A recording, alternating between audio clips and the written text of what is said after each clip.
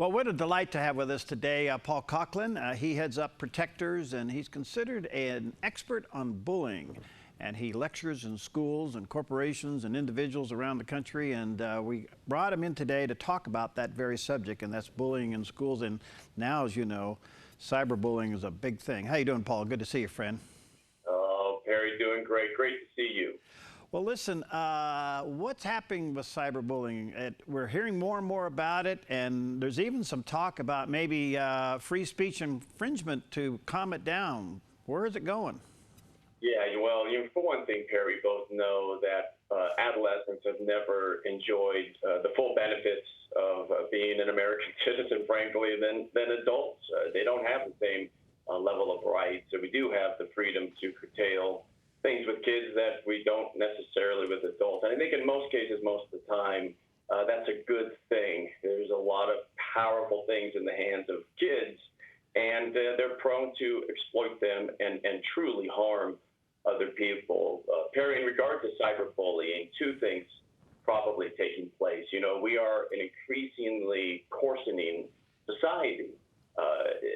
You and I aren't that old. I mean, it was a long time ago, 20 years ago, we would look at reality television, for example, and how awful people behave and how you can be a millionaire and popular really by being awful. We would have protested that not too long ago. So you actually get ahead today, you know, by being awful to other people. It's almost like a perfect storm because now we have people are getting ahead by being bad. Kids are seeing this. They're starting to do it more online. And then we have the breakdown of the American family.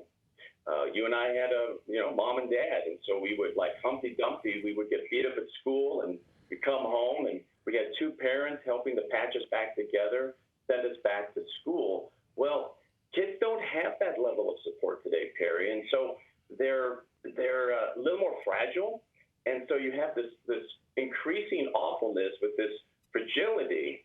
And it's really going deep into the heart and the soul and the spirit of kids. We have to fortify the family, and we have to get back to being decent to one another. Your ministry focuses on this. For those who don't know, you do a lot of ministry work inside schools. I mean, it's now almost epidemic in schools, and they invite you in. How do you approach that at that level, Paul? Well, it depends on the age group, but it's largely the same. We just did some great work with Jackson Elementary there, and the wonderful work that we saw there was fantastic. We had dozens of kids apologize for bullying during our live presentation. I call apology vitamin A. Got that from our friend Kevin Lehman.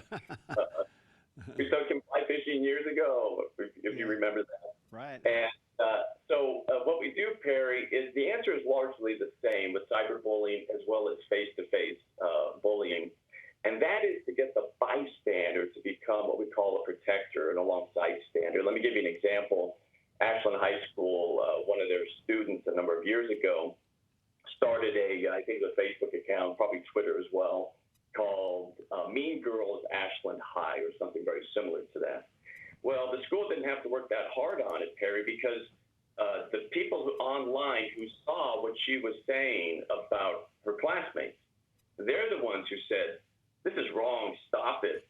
Why are you doing this? I know this person, they're a good person. So when we get a bystander to become an alongside stander in regard to cyberbullying, you see what happens, we take the payoff away. It's just not worth it for the bully. The bully wants a public display of pain and anguish, and they want the bystander to join them, which is usually what happens. We need to change that dynamic. So when we get that person online who sees what that person is doing and they oppose it with assertive but nonviolent behavior, that is what will shut down cyberbullying. That's wonderful. What is it in the heart of a young person to bully? Have you gone that far down? Yeah, you know, the devil's always in the details, right? So there's usually not just one answer. But let's talk about the myths for a second. We tend to believe that bullies have low self-esteem, and so they feel badly about themselves, and so they just do bad stuff. That may be true for other forms of abuse, but that's not the guiding principle when it comes to the abuse of bullying. Why do kids bully? Because it works. works because it's pleasurable, Perry. It is enjoyable to dominate and control another person. It's just an enjoyable thing. As Scripture says, there is pleasure or delight in sin for a season. It's fun. It's entertaining to control another person. It works. Studies show that you can maintain and grow popularity in particularly middle school years by being awful to other people. So it actually helps you grow in popularity as well. In those formidable years, Paul, especially in, I would say middle school on up, when popularity is so important for personal image and acceptance, we're now seeing the toll of bullying by the rise of teenage suicide. And a lot of people don't want to connect those dots, but they are there, right?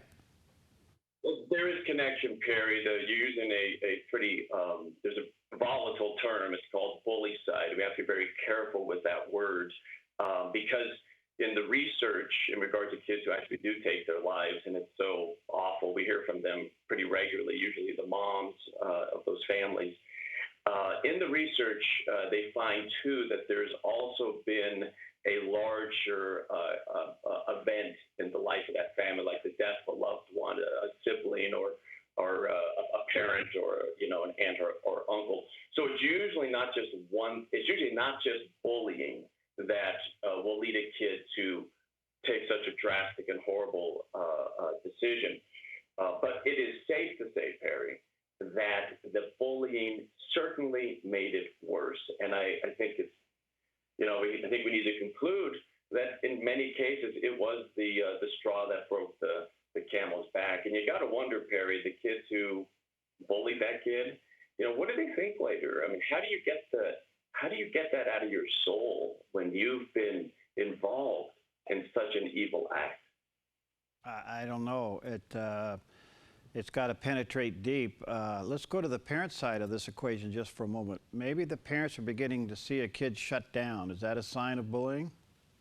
Certainly. I mean, we'd be looking for signs of this common depression, right? I mean, a kid who outbursts of anger where they just weren't an angry kid before, the bullying of siblings, demeaning their siblings when they just weren't that way before, a real aversion to school, Perry. A kid who just delighted in going to school now hates it.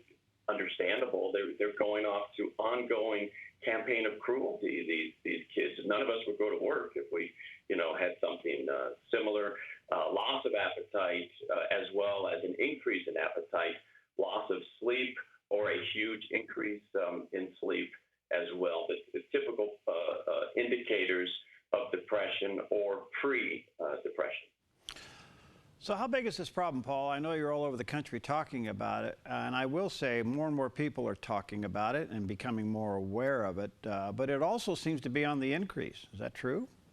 It probably is, Perry. There's kind of a little dirty secret in the freedom from bullying movement. Sometimes stats will contradict each other.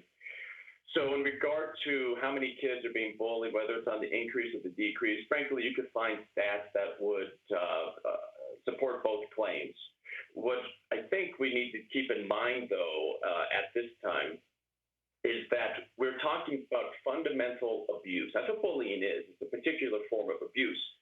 And we know that most people who undergo abuse don't talk. I mean, some studies say up to 90% of people who are abused, they just don't talk about it. Well, in regard to anti-bullying, that number could be, maybe 60, 70% don't talk.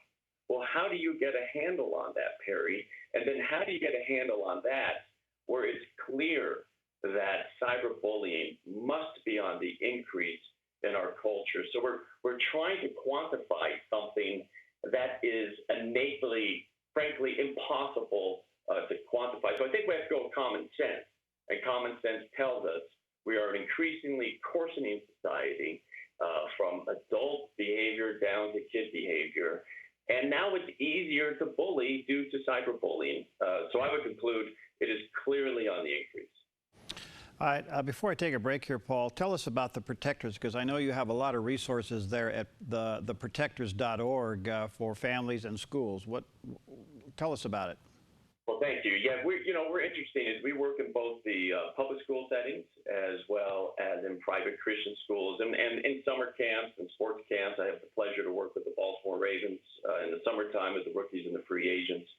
So we work wherever bullying is prevalent, and love what the work we're doing. We're official ministry partner of Association of Christian Schools International, ACSI. Doing a lot of national and probably this year international work with that organization as well. If people want to learn more, they can just go to theprotectors.org. If they want to join the team, they can contact me directly, paul@theprotectors.org. All right, let me take a quick break. Paul Coughlin with theprotectors.org. We'll be right back with some more information about bullying.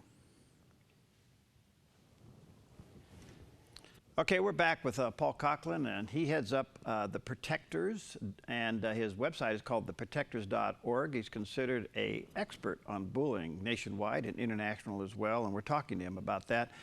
You know, Paul, I do have to say I have a concern, and I want to lay this out to you as clear as I can and as carefully as I can. But we may be seeing bullying played out at a national level. And what I mean by that is that we have a president that's right on the edge of it versus a group, let's call them the liberals, that don't like him. They're actually in almost, it appears to be in a bullying contest. Am I right or wrong? Well, I think you've asked the question that's on everyone's lips, Perry, and it's one of those difficult questions to answer. Here's the definition of bullying. Superior use of power with the intention to harm another multiple times and for no good reason. So we call it victimization without provocation. Person doesn't deserve it. Now, we specialize in adolescent bullying, but we also work with workplace bullying, like I said, with the Baltimore Ravens and others. So all that to say, this is almost in the eye of the beholder, right? Because it's clear that, we actually had two people running for president, at least the front runners. They both have had accusations of bullying for a long time. That's probably accurate. But in regard to perception, one could say that at the highest level, we have someone who just feels they're being unfairly treated, and so they're pushing back. That might be how they perceive what's happening. In regard to a president, it'd be hard to bully a president because they do have that executive power. So by technical definition of bullying, you'd have to have superior power in order to be bullying another person. Well, if you don't have superior power, technically, it's not bullying. I think that's about as far as I'm going to walk down the political. Well, I say that cautiously because I am concerned about the overall discourse in our country. We seem to be very polarized, very angry, and that's got to play down the food chain, so to speak, to children. Gary, let me speak to that for a second, because there was this news story where seemingly an increase in bullying due to the election was presented soon after the election was over. And I think it was Fox News, if I'm not mistaken, that actually looked into those accusations and found that many of them were discredited. It just simply wasn't the case. But I would say this, and I received that same question at Jackson Elementary during a parent presentation. It adds to the coarsening of our society, and we as people of goodwill, let's look at what we can control, Perry. We can't control what other people are saying, but we can control what we do as parents and people of goodwill. And this is what I would encourage our nation to do, Southern Oregon to do, certainly. Let's take a TV pledge, and let's just pledge that we're not going to watch shows that intentionally demean, express disdain and contempt for other human beings. And I've done this in my home, Perry, and I've done it with my kids. And I've actually apologized to my kids. They used to laugh at stuff that I look back and I'm thinking, that wasn't funny. I was setting a really bad example for my kids. And when we do see this example of bullying on television, we point it out to our kids. We say, you know what, that is wrong. You should not speak that way to another human being, because they're made in the image of God, and everyone deserves respect and dignity. Now, of course, we've all messed up there, and so that's where we acknowledge that and we move forward. Well, it's very interesting to me because I'm wondering how we can return civility back into our culture and I guess it starts in the home, obviously, and maybe in the classroom or among students. In particular, like millions of others, I was watching the Super Bowl, and when it went to the movie ads, to the Fox movie ads, I'm looking at this and I'm going, we're just sowing discourse, anger, hate, and all of these things that we're fighting, we're sowing it into the hearts of these young people through all of this exposure on the media. And I'm going, these poor kids, they haven't got a chance. We're told in Scripture that there are 7 things that God finds an abomination, right? 6 of them apply to bullying. You talk about sowing discord among the brethren. That is, that's one of them. God actually hates this stuff, and we should hate it too. I think that not enough of us hate these things. We really need to realize what they're doing, and then it's up to people of goodwill, Perry, the people who are watching now, and to say, you know what, I can't control what they do. But I can control how I respond to it, and I need to denounce it without becoming awful myself. And we need to denounce this stuff, Perry, in an assertive, but nonviolent way, and it can be done. We're doing it across the country. All right, I want to take you into another area of bullying that's a little sensitive as well, and that's spiritual bullying. I get the calls here at the Dove. You can imagine. We get the calls, we get the emails, we get the texts of people that are being spiritually bullied, either by a family member or even within the leadership of the church. I guess you could write that off into legalism. I don't know. But it does occur, doesn't it? It sure does. You reminded me, Perry. You remember the week-long show we did years ago, Churches That Abuse? Oh, yeah. Yeah. That almost got you and I run out of town. I remember the meeting. I think it started on Monday, and I think by Tuesday we were just so busy with meetings. Yeah. Certainly, Perry, there's abuse there as well, and I would argue that the 2 levels of abuse that may go the deepest into a person's soul. I mean, obviously, sexual abuse is extremely confusing to the people who undergo it. I would think that spiritual abuse either comes in right there, maybe right behind it, because it represents this. We run into the arms of this loving God. At least we thought we did, and then we find out, no, there's so many strings attached, and you can't live up to it. And I have been there. I went from an abusive home to abusive fundamentalism. And I know what that did to me. I still have some of those voices in my head from time to time. And to the best of your ability, I would encourage people out there who might be experiencing this, if this rings true. I mean, the fact is, not all churches are the same. Go find that church that has a reputation for love and truth, for grace and kindness and compassion. That's where you need to be. Yeah, so much so, because, in surveying our audiences through the years, we know that 1/3 of those who watch and listen to the Dove have had a relationship with God, but because of church dynamics, they're outside of the church. They're listening, hoping that the gospel is true, but they've had a bad experience. And so now you're their conduit, right? Because they can't get hurt by you. They know about programming. They know that stuff is not going to come their way. So, Perry, congratulations. What a ministry. All right. So where are you going, Paul? What's happening here? I mean, is the world opening up to you on this subject? What's going on for you, man? Well, we would love to go out of business, right? But it's probably never going to be the case. We're doing some more international work, which is great.